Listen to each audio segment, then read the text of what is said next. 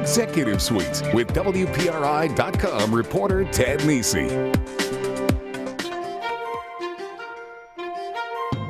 So long, Sovereign. 111 years after its founding in Philadelphia and 15 years after its acquisition of nearly 300 Fleet and Bank Boston branches here in New England, Sovereign Bank is no more. The new name on the ATMs, Santander, the Spanish financial giant that bought Sovereign during the financial crisis. Why the name change, and what'll it mean for former Sovereign customers in Rhode Island? This week on Executive Suite, Region President of Santander Bank, Brian Azar. Welcome to Executive Suite. I'm Ted Nesi. Brian, thank you for being here. Thank you, Ted. Appreciate it. When I always put out on Twitter who my guest is, see if people have questions. The first question I got, and I got it multiple times, was how do you say the new name? So how do you say it? We say it Santander. And is that a problem so far? Are people having trouble saying it? How's that going? That has probably been the number one problem that we've had. Everything else has transitioned very smoothly, but a lot of our customers still need coaching on how to pronounce the name. Do you think over time you're going to have to accept some people are going to always call it Santander? Yeah, absolutely. We've had a lot of fun with that in some of our radio commercials. We understand that people will pronounce it a little bit differently, but we're really looking forward to the change. Now, the name comes out, and we're going to talk much more about the bank's evolution in recent years, but Banco Santander, as I said, a big Spanish-based bank that's now a global bank and bought Sovereign in 2009, fully bought Sovereign in 2009. What does Santander actually mean? Does it stand for something? It does. Santander was where the bank originated from in 1857. It's a town, northern part of Spain, not too far from the border to France. Oh, okay. And that was the original bank of Santander. So it was the bank of little Santander is now all over the world. Absolutely. So what was the thinking behind changing the name? You know, Sovereign had been in the market now for 15 years and a lot longer in other parts of the United States. Why this decision now to go Santander everywhere? Yeah, absolutely. We decided to go Santander because we thought it was in the best interest of our customers as well as for the bank long term. Santander, as you said, started as a small bank in Spain, but really has grown to be one of the largest banks in the world. We have over 102 million customers across the globe, 187,000 employees, and 14,000 branches. So it really made sense for us here in the U.S., and while it is new for our folks today, over time, as we introduce the brand to our customers, they're going to find many ways that the new bank and the new brand can benefit us all. And, you know, when we talk about that, how much is this really a marketing change and a sign change, and how much of it will have actual concrete impacts on how your business works and how, you know, customers experience their relationship with the bank? Yeah, it will have major impacts and not just a marketing change. In all, we'll be investing over $200 million in refurbishing all of the branches. We've used 32,000 gallons of paint already in all of our 700 plus locations. We've also put a big investment in building our infrastructure. So we have an enhanced online banking product. We have a new mobile app that we launched earlier this year. It's an award-winning mobile app that we'll continue to make enhancements to in the future. We're reinvesting in new ATMs throughout the network, so there'll be brand new ATMs that customers will see. So whether they go into a branch or want to use us remotely, and more folks like to use us in different ways, they'll be able to access us through a much improved experience. So the signs are the most visible thing to all of us, whether we're a Santander Sovereign customer or not, but there's more going on behind the scenes, not even always behind the scenes, but there's more underneath that. Absolutely. You know, I was thinking banks are supposed to be solid, stable institutions, you know, like a rock, you're putting your money in there. Is there a risk in changing the name that people, you know, you lose maybe some of the brand equity Sovereign had built up over decades, at least in Philadelphia, maybe not as much here, but, you know, is that something you're grappling with at all, that you basically have a new bank on the street? It really provides a big opportunity for us. While there is certainly a brand in Sovereign that has gone away, the Santander brand is so much stronger, more powerful, You'll be able to see sporting events from around the world. You'll see the name, you'll know the name. Here locally, we've got a nice relationship with Providence College, and you'll see that here locally as well, the signage changing. So I think the equity in the brand and the value of the brand. Santander is the #1 bank brand in the world. And so to bring it here to the U.S., I think is something that's going to be important and special going forward. One other change behind the scenes before we move to other topics. Sure. The bank converted from a thrift to a nationally chartered FDIC-insured bank early this year at the start of 2013. What was the reasoning for that, and is that going to have an impact on customers? Yeah, it will have an impact on customers. Now, by changing from a thrift, even as a thrift, we had FDIC insurance. So we're part of the Federal Reserve Board. We have an independent board of directors here in the U.S. So even though we're owned and we're a subsidiary of Santander, we're run and we're managed here locally, right here in the U.S. Our headquarters are in Boston, and my office is located in Providence.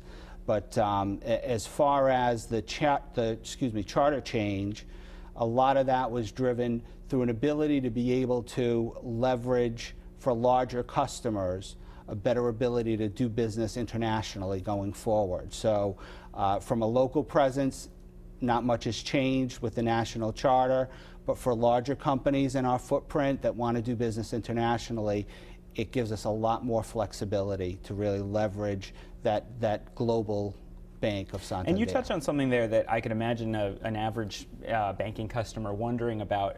Having a foreign-owned famous bank here is not a new thing. Royal Bank of Scotland has owned Citizens for a long time. But people may wonder, is my money somewhere in the Spanish central bank, being protected? What is that relationship, when you're a subsidiary of a Spanish bank? How much is it in the U.S., and how much are things going on over in Spain now for people, your local depositors? Absolutely. For our local depositors, everything is happening here in the U.S., in the Northeast. We have over 9,000 employees here. Almost 850 of them are from Rhode Island. All of the decisions are being made here locally going forward.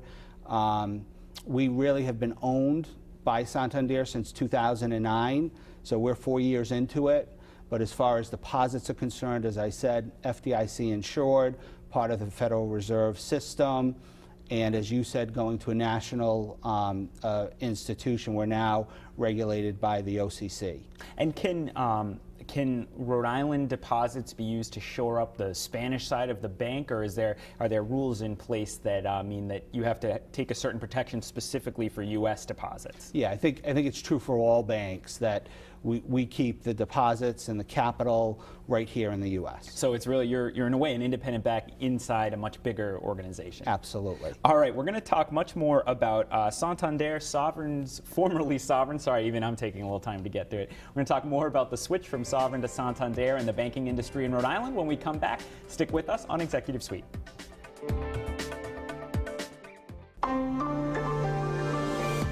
Welcome back to Executive Suite. I'm Ted Nisi, and I'm pleased to be joined this week by Brian Azar. He's, I suppose he's the new region president for Santander Bank, because you were the region president for Sovereign Bank until the name change happened. There has, Sovereign obviously, like many banks, had some complications during the financial crisis. I think that's fair to say, and in part that led to Santander's acquisition. How much progress has been made since then for what was Sovereign, what is now the U.S. Santander, and how would you contrast things then versus things today? Yeah, I think during 2008, 2009, during the peak of that financial crisis, I think all banks were really struggling with what their future was going to look like. We were extremely fortunate to have a partner like Santander to come in, purchase the bank. They invested a lot of capital here as well. We're now one of the best capitalized banks in the country, so things have improved dramatically. I think if you were to ask our folks in the branches, in the lending groups, what we've seen is a lot of deleveraging in the market, which means that people are paying down their debt. So, and even when they are applying, real estate values haven't come up as quickly. So there's been that struggle. So there's been a lot of deleveraging on that side, and that the good news is it's growing deposits. Mm-hmm. We, that goes to one of the questions I had, which was, Rhode Island seems like a pretty competitive banking market. We had Bank Rhode Island on just a few weeks ago. They were talking about it from the perspective of a smaller institution. We have everything going on with Citizens.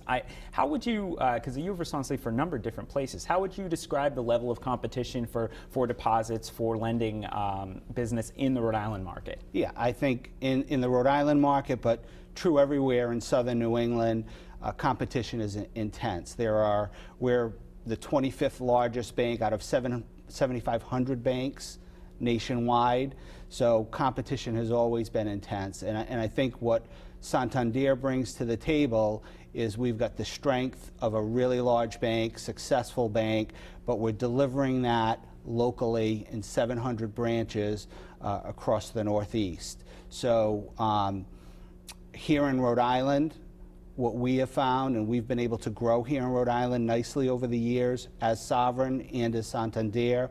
The state is great, and what we're finding is as we're introducing new products, new technology, Rhode Islanders are adapting very quickly to that. We have a new product that we introduced called the Extra 20 account, and that's an account that actually will pay you for doing business with us. And the way that it works is if people do two things, which they do normally, they get paid and they pay their bills. As long as they do those two things, minimum of $1,500 as a direct deposit. We will pay them $10 a month into their savings account for the direct deposit, and we'll pay them an additional $10 a month for making 2 online bill payments. So basically what we did was we listened to our customers, and what they said to us is, we're concerned. We want money. Yeah, we're concerned about fees, number one. So this is an account that as long as you have that direct deposit going in, there's no minimum balance. You'll get paid the $10 a month. And the other thing that they told us was they needed help savings, or increasing their savings. So we're depositing that into a savings account. So in a year, they'll be able to save $240. Over 5 years, that'll be $1,200 that they would be able to save by us paying them to do business with us. The other piece, it not only allows us to acquire new relationships, but a lot of times banks have an offer that's only available for new customers. With us, this is an account that's available to everyone. So if you're an existing customer and you're already doing that, you're able to opt in. We will pay you as well, and then it becomes a loyalty program for doing business with us. That's a real, feels like a bit of a sea change in the way a bank approaches it. I remember, always thinking it seemed like in some ways the bank, when I started to have enough money to have a little bit of a bank account with my first job, it seemed like they were like, you're lucky that we're here and letting you put your money in, Ted. And now you're saying, here, we're gonna give you a little bit as a thank you and as a, to encourage you to make these steps. Yeah. Absolutely, and what we found, I don't know what it says about the industry in general, but the response from customers have been very positive. But initially they're saying, okay, what's the catch? Sure. And there's none. Second, they want to know for how long of a promotional period will it last, and it's not. It's a product, it's on the shelf, and like I said, over 5 years it'll be $1,200 and more as you go on. So it's rewarding you for loyalty as well. And the third is it's really tough to switch. And what we have right here up the road on Catamount Boulevard, we've got an operations center. We've got 24 reps that are focused on helping customers switch their direct deposits, help them sign up for their bill pays, to make this an easy process to be able to avail themselves of this Extra 20 Because there's account. A lot of inertia when you have things set up for one account. Even the idea, even if you like the pitch from the other bank, say, well, I don't know if I feel like doing all that paperwork and figuring out my accounts and all that. Different question for you. Obviously, anyone who's following banking in Rhode Island is watching and wondering what's going to happen with Citizens, with Royal Bank of Scotland now saying they're going to eventually sell off Citizens sometimes in the next few years. I mean, do you think the situation, the turmoil there, and I asked Bank RI the same thing, will affect Santander at all? Does it present an opportunity, or is it kind of you just have to keep going with what you've been doing already and see where the chips fall for your competitors? Yeah, I mean, I think that I don't really comment on our competitors specifically. But what I can tell you is that we have a strategy in place to be able to compete effectively in Rhode Island and elsewhere, no matter who the competitor is. It's also important to note that at Santander, they have been continuously profitable right through all of the various crises that have taken place. And despite the problems in Spain? Correct. They've maintained their dividend. And because of our geographic diversification, we're able to weather the storm. So not necessarily owned by the Spanish taxpayer then. Correct. At Banco Santander. We'll leave it at that then. We're going to take another break. When we come back, we're going to talk about what Brian has seen in his nearly 30 years, I think, in Rhode Island banking, and we'll talk about the future of the Rhode Island economy. Stick with us on Executive Suite.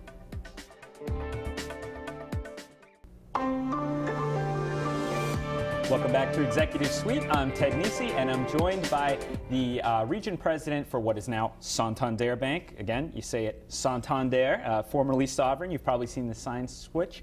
Brian Azar. Brian, you started your career at a bank that no longer exists, Eastland Bank in Woonsocket. Some of our viewers who've been around a little while might remember it.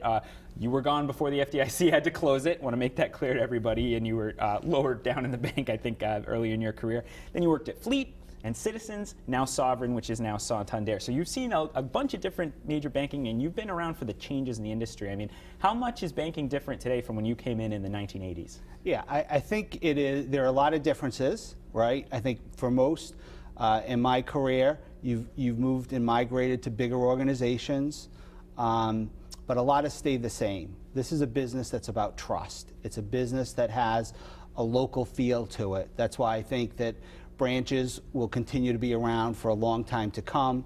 I think folks have really migrated transactionally to mobile banking, to online banking, to utilization of ATMs. But when there's a big decision in their life, they want to come in and they want to understand what their options are and what we think the right recommendations are for them in the future. And that really hasn't changed over the years, from my days as a branch manager at Eastland to today as a region president. So do you think that's a lot of it's, we've moved the really small transactions, a lot of those are what have moved online, but when someone wants to apply for a mortgage or find out what their options are for a loan or a business, something, that's where they're still, do you think they're still going to want people for a long time, a physical place to go? Absolutely. And we've, as I said, invested in refurbishing our branches, because that's where customers come when they need investment advice, when they want to buy their first home, when they want to pay for their kids' college educations. They always come back to that branch infrastructure, the people that they know from their local communities, those that they trust for the future to make those decisions. Sovereign had a reputation, I know, for being very involved in the community, very generous in its support in the years after it got here. I know it was hard for many organizations to maintain the level of charitable giving they did when there was such a deep recession. What's the outlook on the importance of community giving? Are we going to see any changes there? Are there any changes in emphasis? And how much do you make those decisions locally, and how much is it being decided in Madrid? Yeah, no. we make all of the decisions locally here for our community investment. Right now, we are just wrapping up a program. It was called Ideas for Good. As part of the name change, in all 700 of our branches, we had voting stations. Customers could vote on one of 3 local nonprofits from their individual community, whether it's the Boys Club, the United Way, a local food pantry. They're able to vote. And then in every one of our branch locations, the voting ended on the 16th, I think it was the Saturday. We're going to make a $500 contribution to those local organizations 700 times. So it'll be a $350,000 investment in that Ideas for Good program. One other element that we leverage Santander corporately on is there's a tremendous commitment to colleges and universities and learning. And here in the U.S., we have 25 agreements with colleges and universities, 3 of those here right in Rhode Island, Providence College, Brown, and Bryant University. And really they're geared toward trying to help students here travel internationally to learn elsewhere, as well as bring folks here. One example is there's a group called BRA. It's based out of Brown University, and it's an international institute. We've brought in faculty, college faculty, as well as professionals from all over the world. They spend a few days here getting to know Rhode Island, and then they spend the rest of their time really grappling with some of the world's most pressing issues. And that all happens as a result of grants from Santander. We only have a few minutes left, but one of my favorite reasons to interview a banker is because you all kind of have the pulse of the economy. If someone's going to expand, they come to you. If someone's having trouble with a loan, they come to you. You see it on both the residential and the commercial side. So what has 2013 looked like from you in terms of talking to your business and retail customers, and what's the outlook for 2014 here in our market? Yeah, we actually sponsor, along with the Providence Chamber of Commerce, the Economic Outlook Breakfast. And we have the remotes where people can give us their input live on the spot.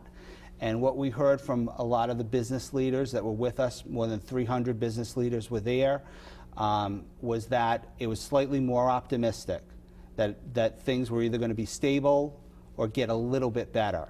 Less than 10% were saying it was going to get worse. And that's really what we've seen during the course of the year. Employers are maintaining their staffing levels, but they're not growing them. Consumers are maintaining their debt structure, but they're not taking on a lot of new debt. And as I said earlier, that deleveraging, paying down, which I think is good for the economy long term, but there are some pain points along the way when you are paying down that debt. Because that was demand when the Correct. debt was higher. So you're seeing stability, but not necessarily a great animal spirits going gangbusters to expand. No, I think we still have a great opportunity, Ted, to try to attract new businesses to the state, to try to increase jobs in the state. And what we heard from those business leaders during that session was also grappling with taxes a little bit. And that was actually a good segue, because my other question was going to be, we've had so many conversations in Rhode Island this year. What can we do to make it easier to business? What can we do to get more job growth? We're seeing new unemployment numbers out today in Rhode Island. What do you hear when you're hearing from your folks who are out on the streets talking to businesses, looking at loans and stuff? What could make it easier? What might spur a bit faster growth for Rhode Island? I think regulation is always something that comes up whenever we talk to customers about that. I also think it is really having that certainty about what the future is going to hold. And I think that not just here in Rhode Island, but elsewhere as well, we don't have a lot of certainty about what that future is going to be. So we've come out of the recession, but the economy is not growing at a level that you can feel confident that you want to expand aggressively. So it's hard to make those big bets if you're not sure where things are going. Absolutely. All right. Well, we're out of time, but one more time before we go off the air. How do you say the bank's new name? Santander. Santander. So that was the question I kept getting. You know the answer now. Santander. Tell your friends, tell your families, tell the customers. Don't tell Bank of America. So Brian, thank you so much for being here with me today. Thank you for joining us this week on Executive Suite. Be back next week. We'll have a Thanksgiving show with the head of Adhesia, Navin Salem, a new company that's working on giving food to malnourished children in other parts of the world. And so make sure to join us then, and you can catch any episode if you missed it on our website, WPRI.com. See you next week on Executive Suite.